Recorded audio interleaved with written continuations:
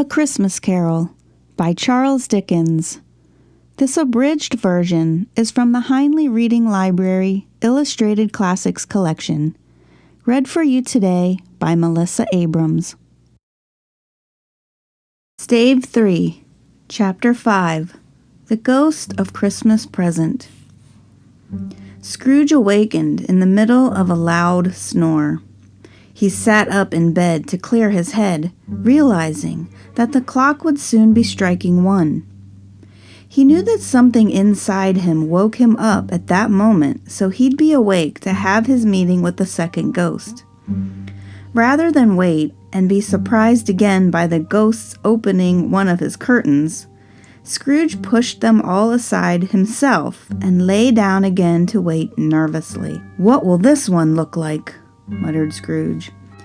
"I'm sure I wouldn't be surprised by anything from a baby to a rhinoceros." So, prepared for almost anything, Scrooge was surprised when the clock struck 1 and no ghost appeared.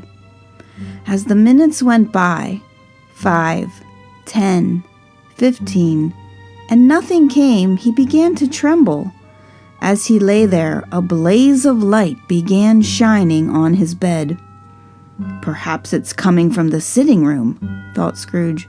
"I'd better trace it." So getting up out of bed softly, Scrooge shuffled in his slippers to the door. The instant his hand touched the knob to turn it, a strange voice called his name. "Ebenezer Scrooge! Enter this room!" Scrooge obeyed. It was his own sitting room, there was no doubt, but it had changed completely. Leaves and branches of holly, mistletoe, and ivy, all covered with berries, hung from the walls and ceiling. A roaring fire blazed in the hearth, and piled on the floor, forming a throne-like couch, were huge roasts of meat, turkeys, and suckling pigs, long strings of sausages, and mince pies, plum puddings, apples, oranges, cakes, and bowls of punch.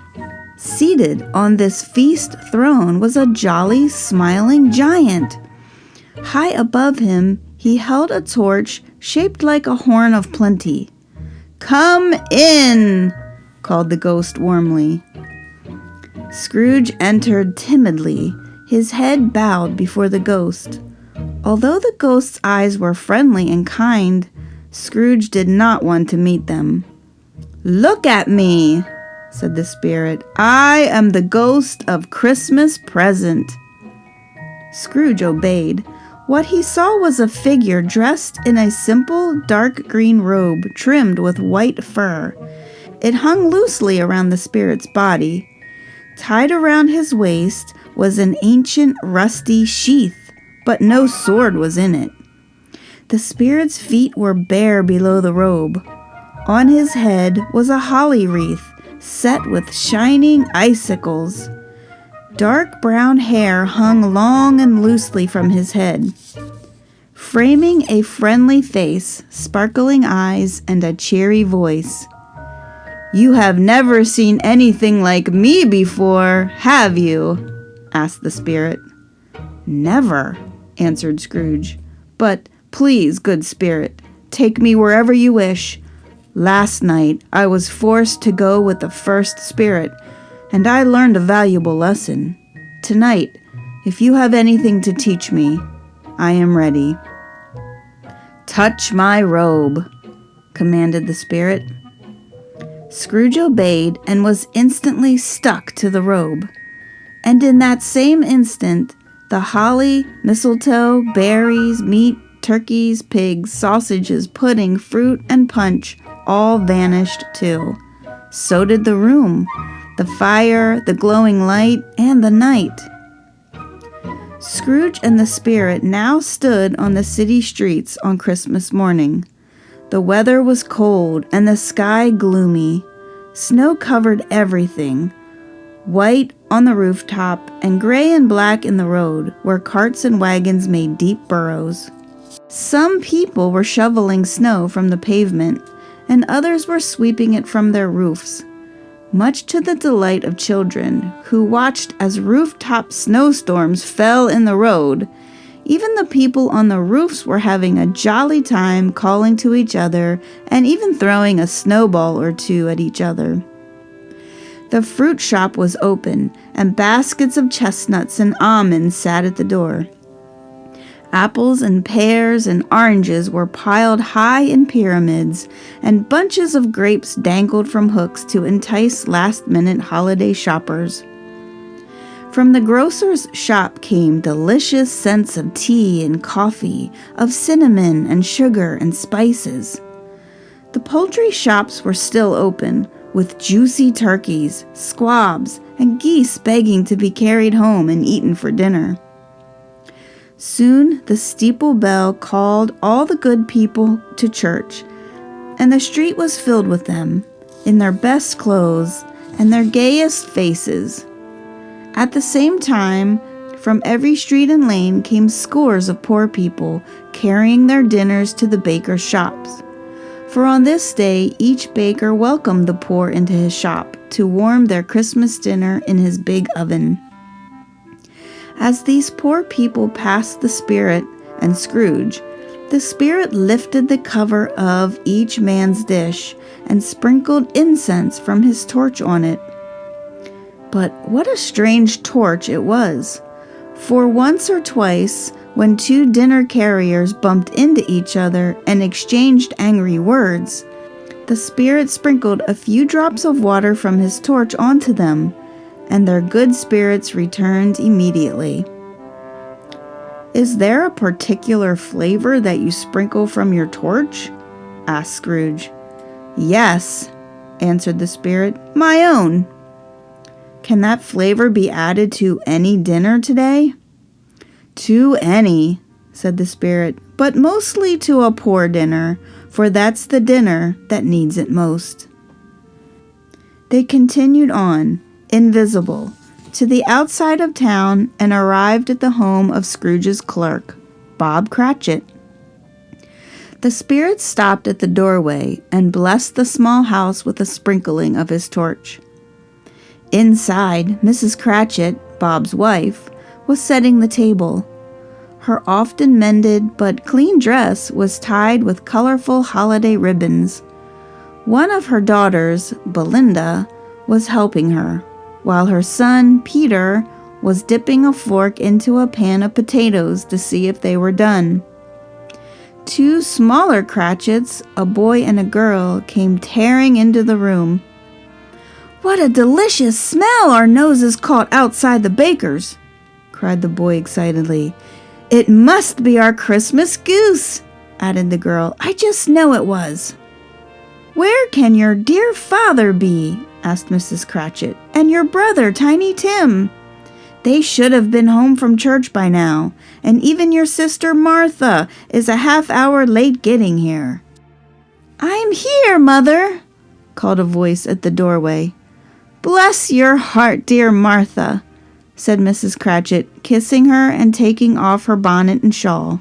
"But how late you are! Was there anything wrong at the milliner's shop?" "We had a good deal of work to finish last night," said Martha, "and all the apprentices had to clear away this morning." "Well, it doesn't matter," said Mrs. Cratchit, "as long as you're here. Now, sit by the fire and warm up." "No, no, Father's coming!" cried the two young Cratchits. "Hide, Martha, hide!" Martha hid behind a closet door, and in came Bob, his threadbare clothes darned, but clean. On his shoulders was Tiny Tim, carrying his crutch in the hand that wasn't holding on to his father's neck. "Why, where's our Martha?" cried Bob, looking around at his family.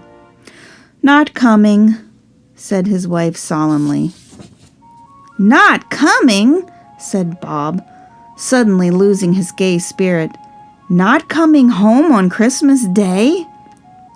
Martha hated to see her father so disappointed, so she ran out from behind the doorway and into his arms, while the two Cratchit boys gently eased Tiny Tim down off his father's shoulders and helped him into the kitchen to check on the pudding on the stove.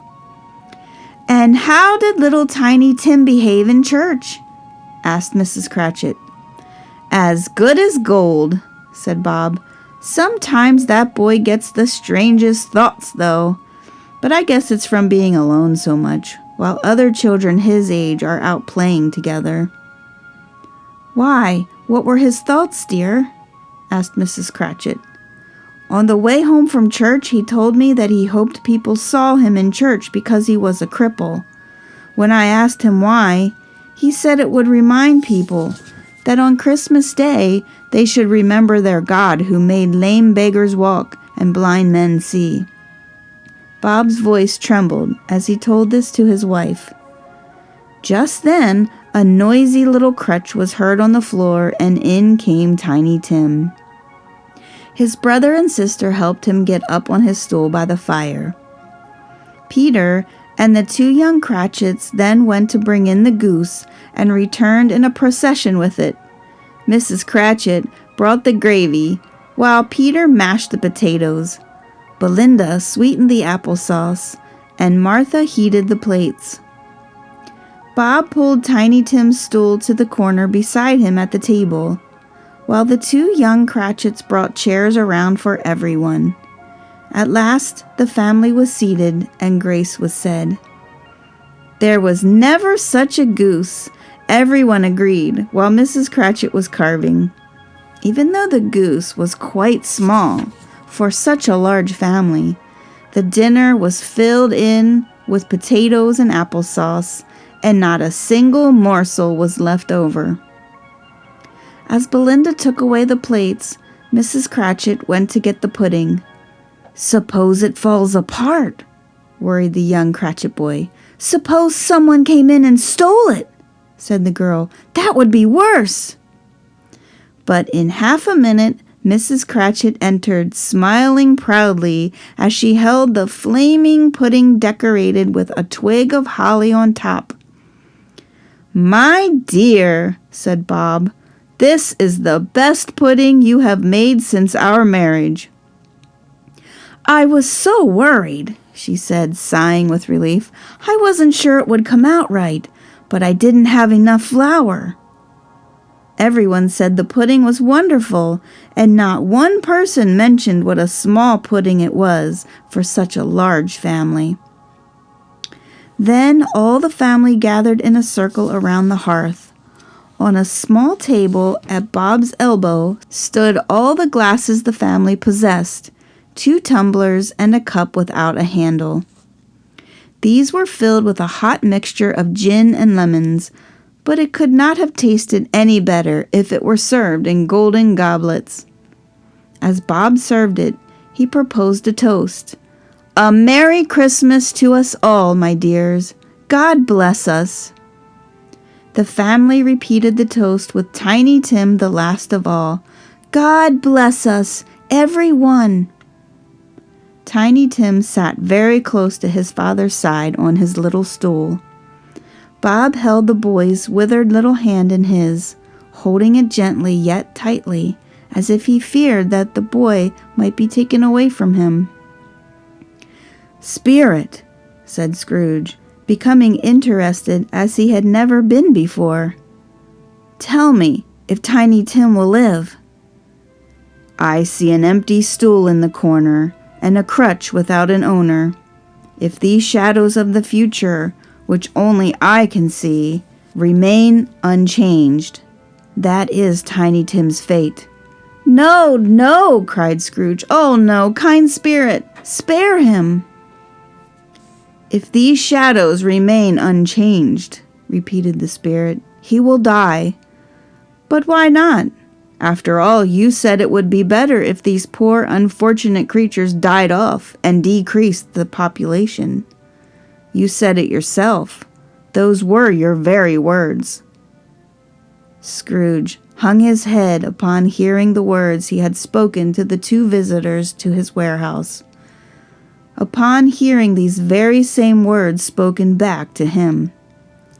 "Man," said the ghost, "if you are a man in your heart, take back those wicked words. Why should you decide who shall live and who shall die? Perhaps, Heaven will decide that you are less fit to live than this poor man's child." Trembling, Scrooge could only stare at the ground, but the sound of his name being called from the shadows caused him to look up. "To Mr. Scrooge," said Bob, raising his tumbler for another toast. "To Mr. Scrooge, who made this feast possible." "Mr. Scrooge, indeed!" cried Mrs. Cratchit angrily. "If I had him here, I'd give him a piece of my mind to feast on. Why, Robert, nobody knows better than you what a stingy, hard, hateful, unfeeling old man Mr. Scrooge is." "My dear," said Bob calmly, "it is Christmas Day." "Well," admitted his wife grudgingly, "I'll drink to his health for your sake, Robert, and for the sake of the holiday spirit, but never for Mr. Scrooge's sake. Long life to Mr. Scrooge. I'm sure he's having a Merry Christmas and a Happy New Year." The children joined in the toast to Scrooge too, but no one in the family seemed to take much pleasure in doing it. The name of Scrooge darkened everyone's party spirit for a full 5 minutes. But when it passed, they all returned to their merry selves, for the Cratchits were a happy family, grateful for what they did have and content with each other. As the scene of the Cratchit family faded into the shadows, Scrooge kept his eyes fixed on Tiny Tim until the last. As Scrooge and the spirit went along the streets back to town, it was getting dark and the snow was falling heavily. The brightness of roaring fire shone from all the windows they passed, with scenes of holiday preparations being made in each house. Ahead of them, children were running out their doors into the snow to greet married sisters, brothers, cousins, uncles, and aunts, and to welcome them to dinner. Guests such as these were entering all the houses along the way. How the ghosts beamed at the sight of these happy people. On they went, farther outside town. Then, suddenly, without a word of warning from the ghost, Scrooge saw that they had arrived on a bleak, deserted moor. Giant boulders lay on the ground amid frozen moss and coarse grass. In the west, the setting sun shone its last streak of red, while the rest of the sky was filled with the darkest night. "What kind of place is this?" asked Scrooge. "A place where miners live," said the spirit. "These men may labor deep inside the earth, but they still know me. They know the spirit of Christmas present. See!" And he pointed to the lighted window of a hut. Scrooge and the ghost walked quickly towards it, passing their invisible selves through the wall of mud and stone. They found a cheerful group around a glowing fire. An old man and woman, and their children, their grandchildren, and their great-grandchildren were all decked out in their holiday clothes singing Christmas songs. The spirit did not delay here, only long enough for Scrooge to see that here, too, was the spirit of Christmas. "Take hold of my robe," the spirit told Scrooge, and they left the house and then the moor, high above the moor. Scrooge looked down and back, horrified. "Where are we going?" he cried, as he saw only the roaring sea below and ahead of them. Then, ahead, on a reef of sunken rocks, several miles from shore, stood a lone lighthouse. But even here, the 2 lighthouse keepers were sitting at a rough table near a fire, wishing each other a Merry Christmas, while celebrating with their mug of grog. Again the spirit and Scrooge sped on, above the black and heaving sea, until they landed on the deck of a ship beside the helmsman at the wheel.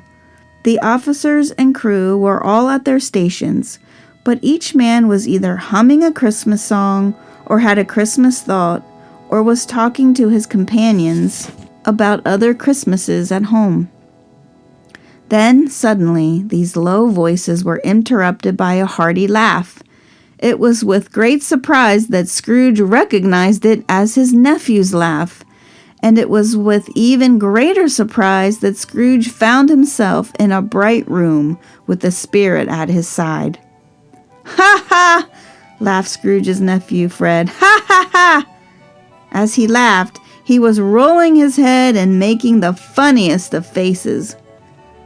Fred's wife, a pretty young thing with a dimpled face, was laughing too, just as heartily as her husband, and so were their friends gathered for the holiday at their home. "And he said," Fred went on, "he said that Christmas was a humbug, and he believed it too." "Shame on him," said Fred's wife, who was Scrooge's niece by marriage. "Oh, I don't know. He's a funny old fellow. True, he could be more pleasant, but I have nothing against him." "You've told me he's very rich," she said. "What of it, my dear? His wealth is of no use to him. He doesn't do any good with it. He doesn't use it to live comfortably, and he doesn't even have the enjoyment of knowing he is ever going to do any good for us with it." "Well, I have no patience with him," said the niece, and all the ladies present agreed. "Oh, I have patience," said Fred. "I feel sorry for him. I couldn't be angry with him even if I tried. After all, who really suffers by his unpleasant ways? Himself, always. Here's the perfect example. He decided he didn't like us, and so refused our invitation to Christmas dinner. And what's the result? He lost out on a very good dinner. See, it is he who suffers." "Yes, yes," cried Fred's wife, clapping her hands. "Do go on, Fred." "I was only going to add that Scrooge missed out on some very pleasant hours and some very pleasant company, and he can't find those in his moldy old office or gloomy apartment.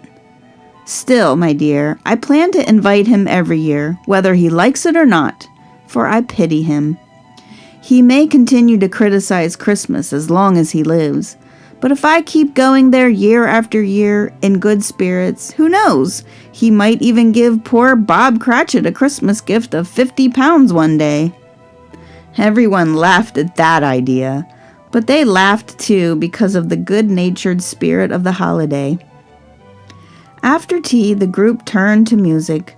Fred's wife played the harp, and everyone sang, a simple little tune which touched Scrooge deeply as he listened, for it was the favorite song years ago of his sister Fan. Alphabet games and quiz games followed, with all the guests, young and old, joining in. For that matter, so did Scrooge, who was so interested that he forgot for the moment that his voice could not be heard as he called out answers to the quizzes. The ghost was pleased to see Scrooge like this, but it was now time to go. "Please," begged Scrooge, "let me stay for just one more game." The game was yes and no.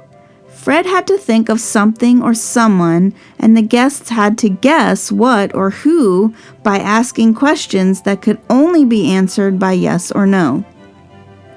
"Yes, it is an animal," answered Fred to the first question. "Yes, a live animal."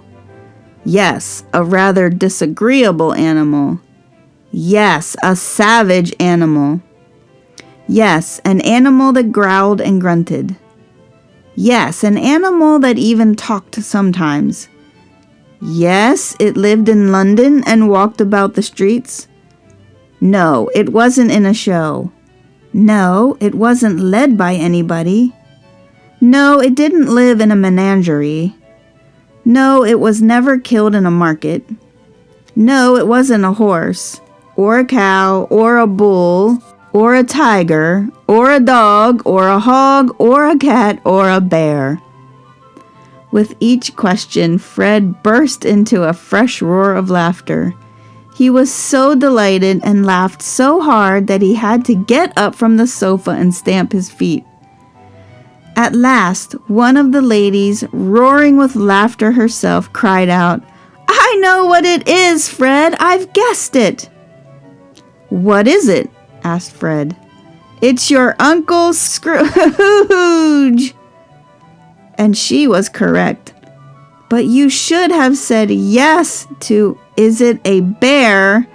one of the guests said to Fred. "Well now, my friends," said Fred, "now that Uncle Scrooge has helped us have such a merry time, we must drink a toast to his health." And lifting his glass, Fred cried, "To Uncle Scrooge!" "To Uncle Scrooge!" cried the guests. "To Uncle Scrooge's health!" "A Merry Christmas and a Happy New Year to the old man, wherever he is," added Fred. "He wouldn't take these wishes from me in person, but now he has them, nevertheless. To Uncle Scrooge!"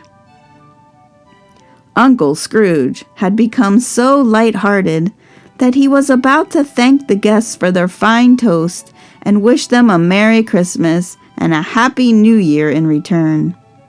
But the spirit did not give him time, for the entire scene passed away as Scrooge's nephew was uttering his last words, and Scrooge and the spirit were once again on their way. They traveled far, and they saw much. They visited many homes. They stood beside sick beds, suddenly made cheerful for reasons that people couldn't explain. They saw poverty and misery in workhouses, hospitals, and jails, but they left each scene with people a little richer and a little happier with the Spirit's blessings. It was a long night. What was strange, however, was that while Scrooge did not change in appearance, the ghost seemed to grow older and older. Scrooge noticed this as the night wore on. "Are spirits' lives so short?" he asked. "My life on earth is very short," said the ghost. "It ends tonight. Listen now, for my time is drawing near. You must beware of ignorance and greed, for they mean doom to all mankind, unless you and all mankind can change it." The clock began to strike the hour of 12. Scrooge looked around him for the spirit, but it had gone. As the last stroke resounded, Scrooge remembered Marley's prediction of the third ghost's arrival at the last stroke of midnight, and lifting his eyes, Scrooge saw before him a phantom, draped and hooded, coming toward him.